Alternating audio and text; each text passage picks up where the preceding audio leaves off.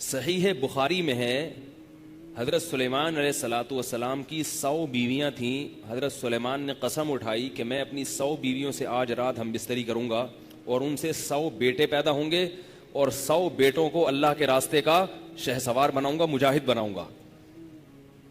انشاءاللہ کہنا بھول گئے. حدیث میں آتا ہے. ایک روایت میں 60 بیویوں کا ذکر ہے, ایک میں 100 بیویوں کا ذکر ہے.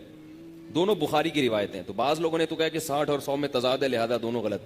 تو ایسا نہیں ہے. یہ عدد میں تضاد سے حدیث میں تضاد لازم نہیں آتا. علامہ ابن حجر نے لکھا ہے حفظ کل ما لم يحفظه الآخر. ایک روایت کے الفاظ ایک راوی پوری طرح ضبط کرتا ہے, دوسرا وہ الفاظ پوری طرح محفوظ نہیں کرتا, تو دونوں میں ٹکراؤ نہیں ہوتا. اصل واقعہ صحیح ہے. باقی 60 اور 100 کے عدد میں راوی نے اس کو بیان کرنے میں اتنا اہتمام نہیں کیا.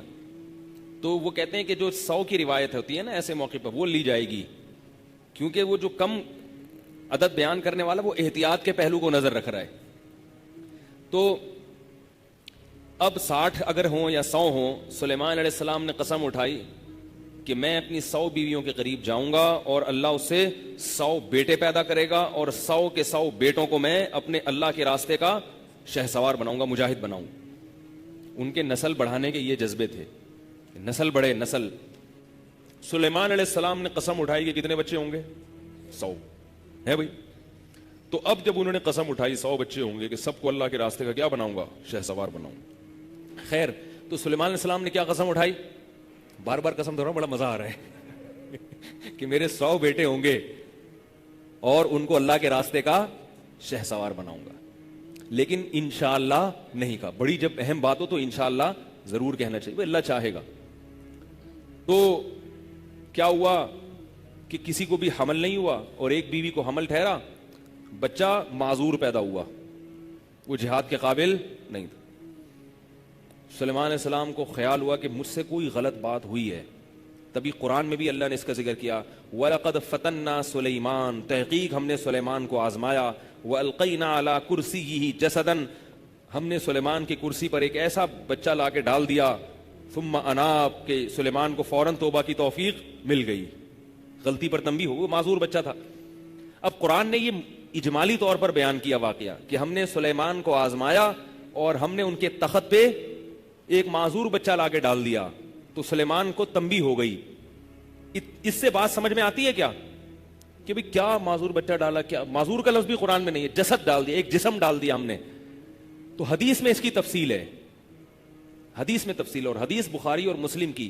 وہ حدیث میں تفصیل یہ ہے کہ وہ پھر یہ ہے جو میں بتا رہا ہوں کہ حضرت سلیمان علیہ السلام نے قسم اٹھائی کہ میری 100 بیویاں ہیں, میں ان سے جمع کروں گا اور بچے 100 پیدا ہوں گے لڑکے, تو میں پھر یہ.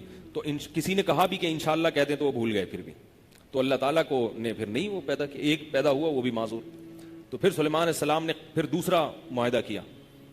سلیمان علیہ السلام نے کہا کہ اے اللہ مجھے چاہیے دنیا فتح کرنے کے لیے افرادی قوت. افرادی قوت کس طرح سے ہوتی ہے؟ نسل بڑھے.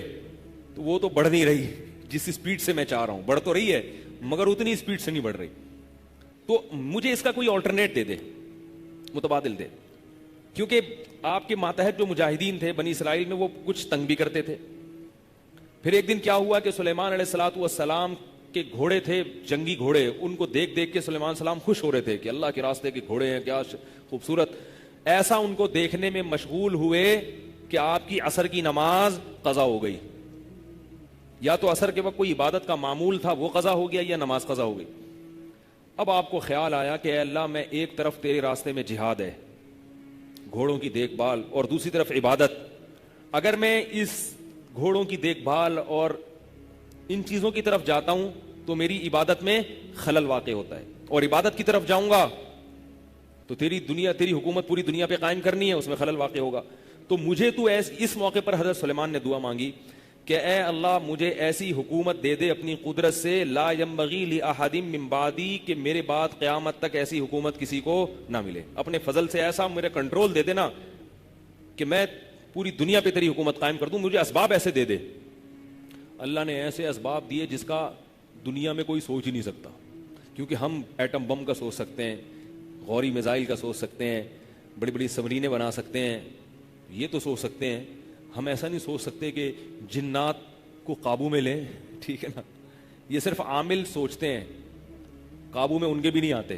عاملوں پر بات نہ آ جائے تو وہ عامل وامل کے پاس کچھ بھی نہیں ہوتا, جنات بھی نہیں ہوتے. تو اللہ تعالیٰ فرماتے ہیں کہ ہم نے کیا کیا, ہم نے سلیمان علیہ السلام کی دعا قبول کی, ہواؤں کو ان کے تابع بنا دیا. ہوا ان کے تخت کو اٹھا کے جہاں چاہے لے جائے, فضائی سفر تو آسان ہو گیا, ٹھیک ہے. اور ہم نے کیا کیا, جنات کو ان کے تابع بنا دیا. بڑے بڑے طاقتور سرکش جنات سمندروں میں غوطے لگاتے تھے, سمندروں کی تہ سے ان کے لیے نوادر نکال کے لاتے تھے. بڑی بڑی عمارتیں بناتے تھے جو مزدوروں کا کام نہیں تھا. اتنی بڑی عمارتیں جن میں کئی سال لگ جاتے, وہ جنات بنا کے کھڑا کر دیتے تھے. یہ احرام مصر عین ممکن ہے جنات کی تعمیریں ہوں, کیونکہ یہ دنیا کے 7 عجوبوں میں سے اس لیے ہے کہ انسانی عقل کہتی ہے کہ اس زمانے میں بغیر جوڑ کے اتنی بڑی بڑی دیواریں پہاڑوں پہ فٹ کس نے کی ہیں, کیونکہ اس میں اینٹیں نہیں ہیں. بغیر جوڑ کے اتنی بڑی بڑی دیواریں ہیں, یہ اتنے بڑے بڑے پہاڑوں میں لے جا کے فٹ کیسے کر دی ہیں یہ. تو اللہ نے جنات ان کے تابع کر دیے. تو یہ ساری باتیں کس کی قدرت کی دلیل ہیں, اللہ کی. اب میں مولانا مودودی کا تذکرہ کر رہا تھا, انہوں نے اس حدیث کا انکار کیا بخاری مسلم. انہوں نے کہا یہ ممکن نہیں ہے کہ ایک رات میں 100 بیویوں سے ہم بستری ہو سکے, ناممکن ہے. انہوں نے کہا چلو فرض کر لیتے ہیں کہ پیغمبر میں اتنی طاقت تھی, لیکن اتنا وقت, رات اتنی لمبی نہیں ہوتی. تو اس پہ علماء نے ان پہ رد کیا ہے کہ یہ واقعہ پیغمبر کا ہے, عام انسانوں کا نہیں ہے. اور پیغمبروں کے ساتھ معجزے ہوتے ہیں, اور عام اہل اللہ کے ساتھ معجزے نہیں ہوتے لیکن کرامتیں ہوتی ہیں, وہ بھی عقل سے بالاتر. حضرت مفتی محمد تقی عثمانی صاحب مدظل العالی نے یہ واقعہ لکھا ہے کہ ہندوستان میں ایک بزرگ عصر سے لے کر مغرب تک میں قرآن ختم کیا کرتے تھے, لوگ ان کی بات پر یقین نہیں کرتے تھے. انہوں نے ایک دن پورے مجمع میں ختم کر کے بتایا. اگر اس کے راوی حضرت مفتی محمد تقی عثمانی صاحب مدظل کے علاوہ کوئی اور ہوتا تو میں بیان نہیں کرتا, کیونکہ ایسے قصے فضول میں بہت مشہور ہے. اسی طرح ہمارے حضرت فرمایا کرتے تھے, ہمارے حضرت سے یہ حضرت مفتی محمد تقی عثمانی صاحب نے یہ واقعہ سنایا کہ ہندوستان میں ایک بزرگ تھے جو پہلے وہ پورے مہینے میں قرآن ختم کرنا ہوتا تھا نا, تو چاند کی پہلی تاریخ کو پہلا پارہ, دوسری تاریخ کو دوسرا, تیسری کو 29ویں میں جا کے وہ اگر 29واں پارہ پڑھتے تھے تو یہ اس کی علامت ہوتی تھی کہ آج چاند نہیں ہوگا, روزے پورے 30 ہوں گے. اور اگر وہ 29 کے ساتھ 30واں بھی پڑھ لیتے تھے تو یہ اس کی علامت ہوتی تھی کہ آج مہینہ ختم ہو جائے گا. ان کا یہ معمول کبھی بھی غلط ثابت نہیں ہوا. بعض لوگ کرامات کا بالکل انکار کر دیتے ہیں, نہیں یہ تو عقل نہیں مانتی. بھائی عقل اس لیے نہیں مان رہی کہ آپ اس کو انسان کا کمال سمجھ رہے ہو, جبکہ یہ کس کی قدرت ہے, اللہ کی قدرت ہے. کرامت اور معجزہ اس میں ولی کا ہاتھ ہوتا ہے, مگر کام کرنے والا کون ہوتا ہے, اللہ. تو اللہ تو سب کچھ کر سکتا ہے نا. نبی جو 7ویں آسمان پہ گئے خود تھوڑی گئے ہیں. اگر نبی یہ دعویٰ کرتے نا میں خود سے گیا ہوں, پھر ہم کہتے بھائی انسان خود سے نہیں کر سکتا, عقل نہیں مانتا. یہ تو اللہ لے کر گئے ہیں. سبحان الذی اسری بعبدہ, اللہ فرماتے ہیں ہر عیب سے پاک ہے وہ ذات جو اپنے بندے کو مسجد اقصیٰ تک لے کر گیا راتوں رات. تو اللہ بتا رہے میں عیب سے پاک ہوں, میں عاجز نہیں ہوں. تمہاری طرح کے کچھ کام تم کر سکتے ہو, کچھ نہیں کر سکتے, میں سب کچھ کر سکتا ہوں. بات نہیں آ رہی میرے خیال ہے. تو اللہ نے سلیمان علیہ السلام کے لیے وقت میں برکت بھی دے دی کہ وہ ایک رات میں 100 بیویوں کے قریب جا سکیں, اور سلیمان علیہ السلام کو اتنی طاقت اور قوت بھی دے دی. تو یہ اللہ کی طرف سے معجزہ تھا. اب ہم مولانا مودودی اگر زندہ ہوتے تو ہم ان کی خدمت میں بڑے احترام سے ذکر کرتے کہ حضرت سلیمان علیہ السلام کو پرندوں کی بولیاں سمجھ میں آ رہی ہیں, یہ تو قرآن نے کہا, یہ بات عقل میں آتی ہے بھائی. سلیمان علیہ السلام اور داؤد علیہ السلام خود کہہ رہے ہیں یا ایھا الناس علمنا منطق الطیر, اے لوگو ہمیں پرندوں کی بولیاں سمجھ میں آتی ہیں. ان ھذا لہو الفضل المبین, دیکھو یہ تو اللہ کا کھلا فضل ہے. اور پرندے کیا, چیونٹی جو بول رہی ہے وہ سمجھ میں آ رہا ہے. اب اس پہ کتنے اشکالات ہوں گے. سلیمان علیہ السلام کا لشکر جا رہا ہے, ایک چیونٹی, قرآن کہہ رہا ہے ایک چیونٹی اپنی چیونٹیوں سے کہتی ہے کہ یہاں سے نکلو پتلی گلی سے. پتلی گلی سے, اس زمانے میں بھی پتلی گلیاں تھیں, چیونٹیوں کی پتلی گلی کتنی پتلی سی ہوگی آپ سوچیں. چیونٹی نے اعلان کیا یا ایھا النمل ادخلوا مساکنکم, فوراً پتلی گلی سے اپنے بلوں میں داخل ہو جاؤ. لا یحطمنکم سلیمان وجنودہ وہم لا یشعرون, کہیں ایسا نہ ہو کہ سلیمان اس کا لشکر تمہیں رون ڈالے اور ان کو پتہ بھی نہ چلے. تو قرآن کیا کہتا ہے, اب دیکھو سلیمان علیہ السلام اتنے بڑے لشکر میں جا رہے ہیں, چونٹی ایک اعلان کر رہی ہے, اور حضرت سلیمان کو اس کا اعلان سنا بھی, سمجھ میں بھی آیا, اور اتنا اچھی طرح سمجھ میں آیا, فتبسم ضاحکا, کھلکھلا کے ہنس پڑے, کھلکھلا کے ہنس پڑے اور اللہ سے دعا مانگ رہے ہیں, اللہ تو نے مجھ پر یہ فضل کیا, یہ تیرا کرم ہے. کہ چیونٹی کی بات سمجھ میں آ رہی, تو عقل میں آتی ہے یہ باتیں. او بھائی وہ چیونٹی چلو اتنی سپیڈ میں بولے کہ آواز تو پہنچے نا وہاں تک, ہے بھائی. پھر چیونٹی کو کوئی سائنسدان اس کا قائل نہیں کہ چیونٹیاں بولتی بھی ہیں.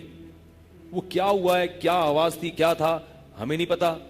لیکن بھائی یہ اللہ کی قدرت سے بعید نہیں ہے. ہدہد خفیہ ایجنسی کا کام کر رہا ہے سلیمان علیہ السلام کے دور میں. ہدہد نے آ کے مخبری کی کہ آپ کو پتہ ہی کوئی نہیں, ادھر ملکہ سبا کی حکومت ہے. سلیمان علیہ السلام جب اپنا وہ جاہو جلال کے ساتھ بیٹھے ہیں نا, تو سلیمان علیہ السلام نے کہا کہ ہدہد کدھر ہے, وہ مارکیٹ سے شارٹ کیوں ہے بھائی. مال یا لا ار الہدہد, مجھے کیا ہو گیا کہ مجھے ہدہد نظر نہیں آ رہا. اور اگر وہ اب اگر آئے گا نا, تو جب تک معقول عذر بیان نہیں کرتا کہ میں شارٹ کیوں ہوا, اس اگر بیان نہیں کرے گا تو یا تو سخت سزا دوں گا یا ذبح کر دوں گا. کیونکہ ایجنسی کا کام بہت ہی حساس ہوتا ہے, اس کو مارکیٹ سے شارٹ ہونے کی اجازت نہیں ہے, ورنہ دہشت گردی اپنی عروج پہ پہنچ جائے گی. ہدہد نے آ کے بتایا کہ حضرت میں جو مارکیٹ سے شارٹ ہوا تھا نا, ایک نئی مارکیٹ میں گیا تھا میں. آپ کا یہ دعویٰ ہے کہ آپ پوری دنیا پر اللہ کے دین کو نافذ کر رہے ہیں اور پوری دنیا پہ آپ کی نظر ہے, تو ایک بہت طاقتور باقاعدہ ریاست ہے, اسٹیٹ ہے, اتنی بڑی اسٹیٹ, اتنی بڑی ریاست. ایک تو حیرانگی اس پر کہ اتنی بڑی اسٹیٹ آپ کی نظروں سے اوجھل. دوسری بات یہ کہ وہ ہے بھی پکے کافر, سورج کی عبادت کرتے ہیں. اور حدود کی تقریر دیکھیں کہ بے عقلی کے کام کر رہے ہیں, اللہ کو چھوڑ کر سورج کی کو سجدہ کر رہے ہیں, اور لا یہتدون, سیدھے راستے پر نہیں ہے. حدود کو بھی اتنا سینس ہے کہ بھئی یہ کیا کر رہے ہو, سورج کو کیوں پوج رہے ہو. تو کہہ رہے ایک تو اتنی بڑی طاقت, اتنی بڑی ریاست اور عورت کی حکومت, اور اتنا بڑا تخت اس کا, جیسا آپ کا تخت ہے ایسا عالی شان تخت, سب کچھ ہے اس کے پاس, اور آپ کو ادھر پتہ ہی کوئی نہیں ہے بھائی, پتہ ہی کوئی نہیں. سلیمان علیہ السلام حیران ہو گیا, یار ہم سمجھ رہے ہیں کہ ہمیں دنیا کا سب کچھ پتہ چل گیا, اور یہ باقاعدہ ریاست. اب سلیمان علیہ السلام کو یہ خوف ہوا کہ کہیں یہ سزا سے بچنے کے لیے ایک جھوٹی کہانی تو نہیں گڑھ دی اس نے. ایسا بھی ہوتا ہے نا کہ ایسی کوئی نئی چیز لے آؤ, مارکیٹ ہے نہیں لیکن مارکیٹ لے آؤ مارکیٹ میں, تو ایسا تو نہیں. سلیمان علیہ السلام نے کہا ٹھیک ہے, تم ایسا کرو, یہ خط لے کے جاؤ, اس کو دو ملکہ سبا کو, اور دیکھو کہ جواب کیا دیتی ہے. کیونکہ سلیمان علیہ السلام جانتے تھے کہ ہدہد لکھنا پڑھنا نہیں جانتا. وہ بات تو میری سمجھ, اللہ اس کو سمجھا رہے ہیں, لیکن اتنا ترقی یافتہ نہیں ہوا کہ جو ہے وہ کمپوزنگ بھی جانتا ہو اور جناب وہ ریٹن, تو یہ خود تو جواب لکھ نہیں سکتا. تو اگر یہ لکھوا کے لائے گا تو اس کا مطلب یہ کیا کہہ رہا ہے, سچ کہہ رہا ہے. اور سلیمان علیہ السلام نے خط لکھ دیا ملکہ سبا کے نام, انتہائی مختصر اور جامع خط, انہو من سلیمان, یہ خط سلیمان کی طرف سے ہے. انہو بسم اللہ الرحمن الرحیم, اس خط کا مضمون یہ ہے, شروع اللہ کے نام سے جو بڑا مہربان اور نہایت رحم کرنے والا ہے.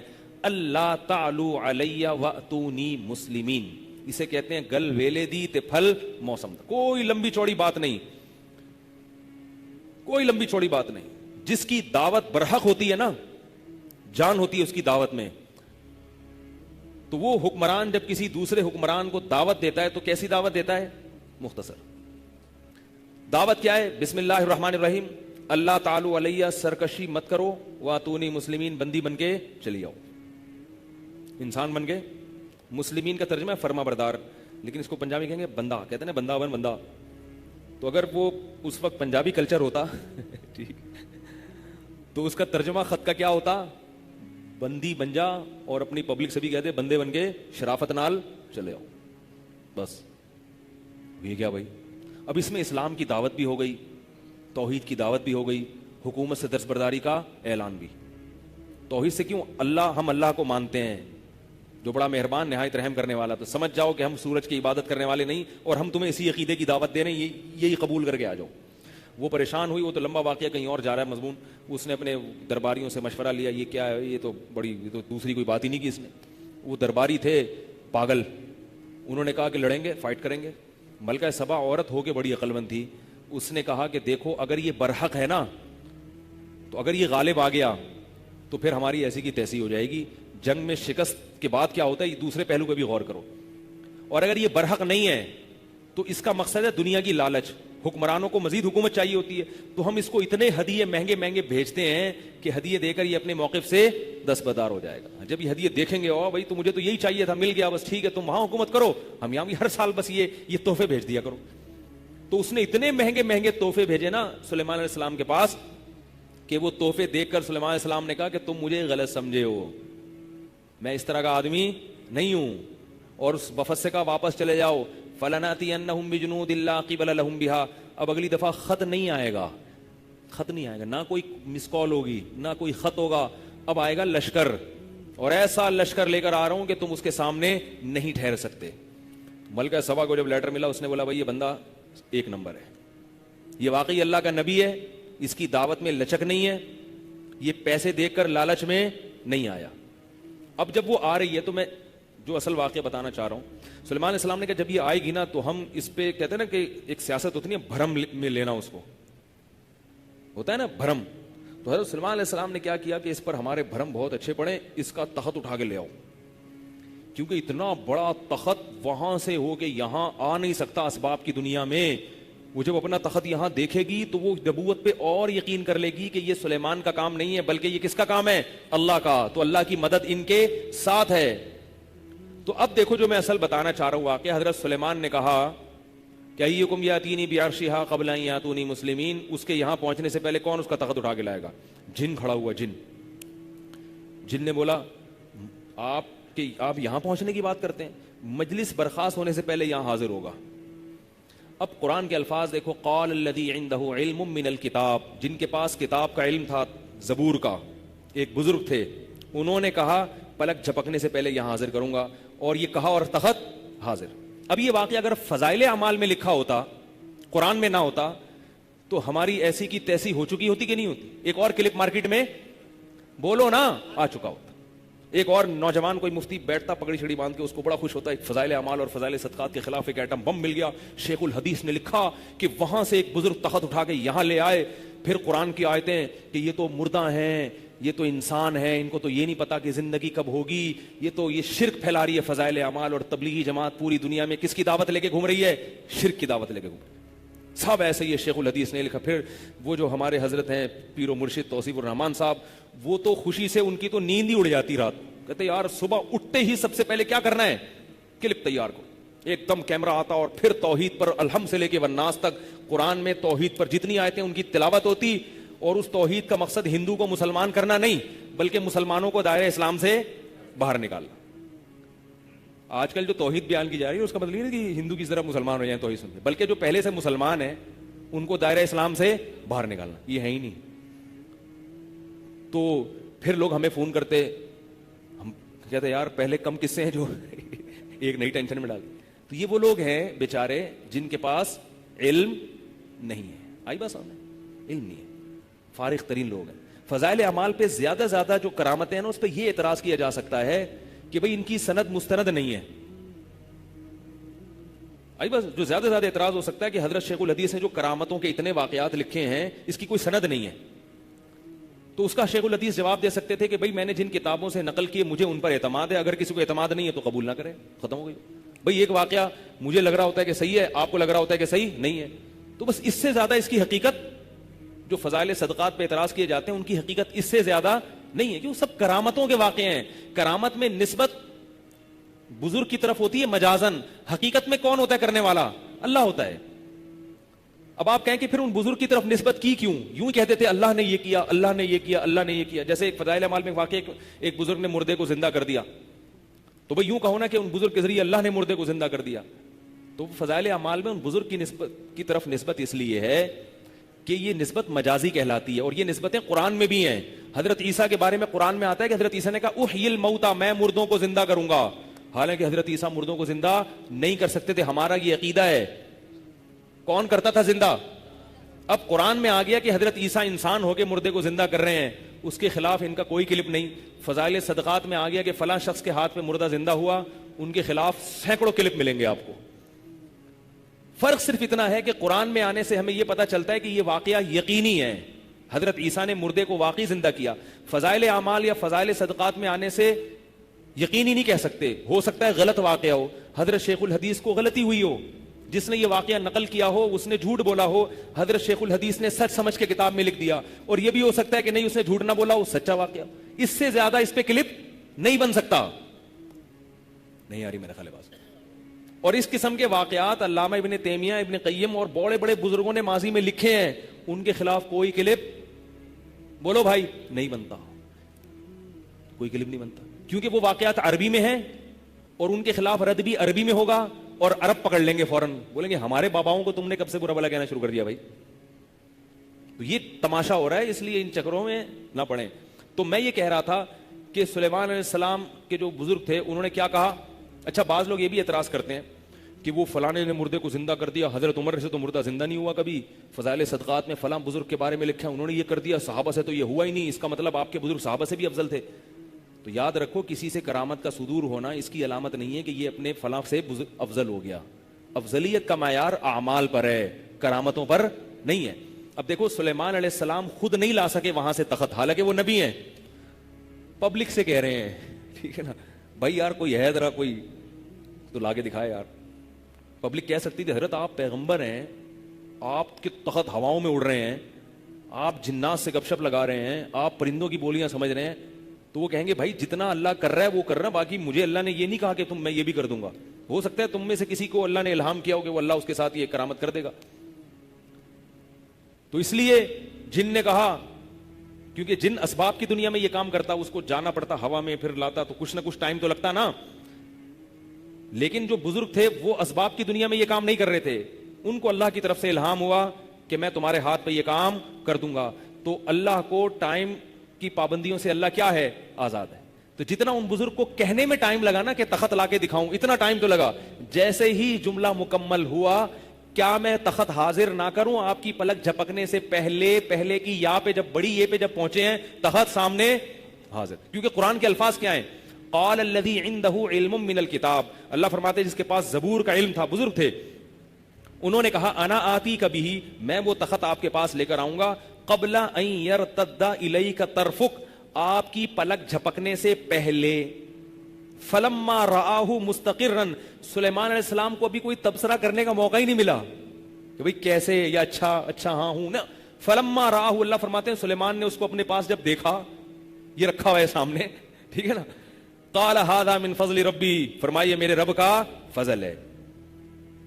اب دیکھو جو میں دعویٰ کر رہا ہوں نا، سب دعووں کی دلیل اس آیت میں موجود ہے. وہ بزرگ کہہ رہے ہیں میں لے کر آؤں گا، اور سلیمان کیا کہہ رہے ہیں؟ یہ اللہ کا فضل ہے. حضرت سلیمان سمجھتے تھے کہ یہ نہیں لے کر آئے، کون لایا ہے؟ اللہ.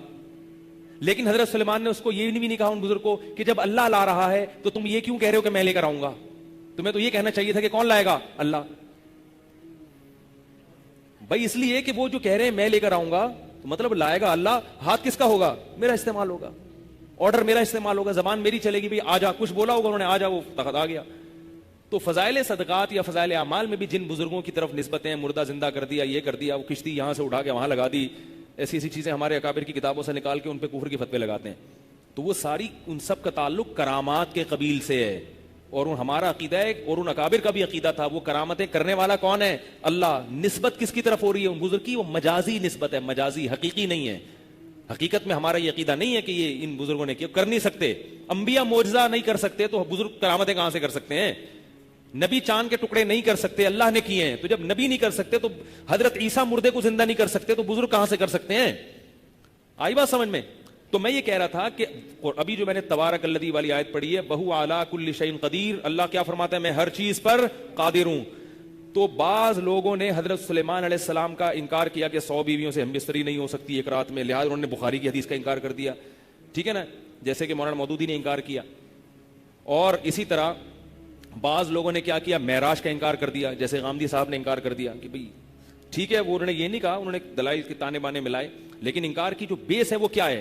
وہ یہی ہے. سر سید احمد خان نے جنات کا انکار کر دیا، جناب سر سید احمد خان نے، وہ بھی کہہ رہے ہیں عقل میں نہیں آتا.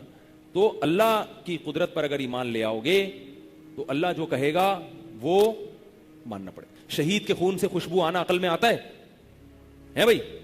خون میں تو بدبو ہوتی ہے، میں نے خود اپنی ناک سے سونگھی ہے. شہید ہوا بندہ اور اس کے خون سے خوشبو پھوٹ رہی ہے. پہلے شہداء کے خون کی خوشبو کی خبریں سنتے تھے، شک ہوتا تھا کوئی خوشبو تو نہیں چھڑک، لیکن اب جب اپنی آنکھوں سے دیکھ لیا، اپنی ناک سے سوکھی، اور ایک نہیں بہت سوکھی، بھائی پھر اللہ کر رہا ہے. ریڈ کراس والے جو ہے نا, ریڈ کراس, ان کی رپورٹ ان کی ویب سائٹ پہ میں نے خود پڑھی ہے.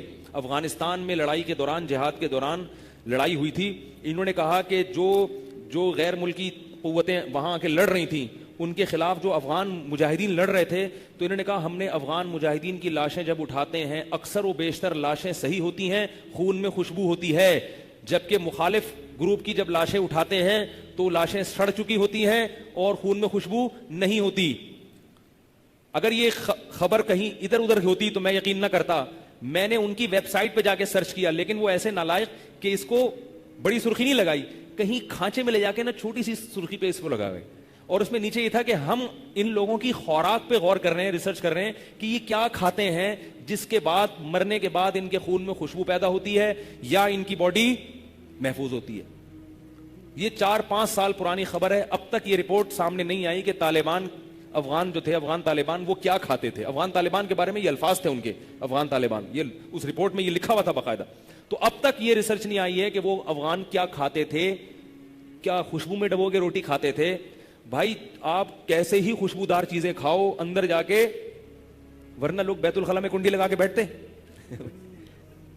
کتنے خوشبودار کوفتے کھائے جاتے ہیں, خوشبودار بریانی کھائی جاتی ہے, قورمے کھائے جاتے ہیں.